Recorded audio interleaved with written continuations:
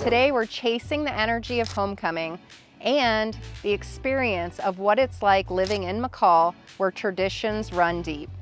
So if you're curious about what makes McCall feel like home, then you've come to the right place.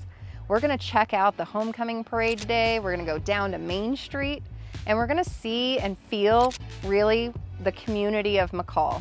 You've got so many different things that make homecoming successful, including like the businesses that donate their vehicles to the parade.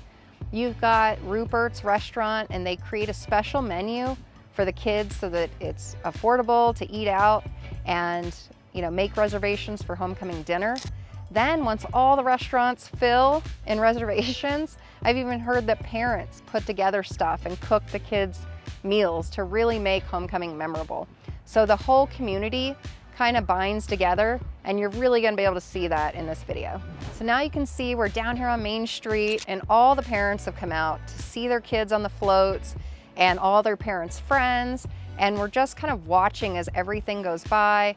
All the floats that are organized by different classes of like freshman, junior, senior, and then we have all the clubs that are out, and all the different sports teams have created floats.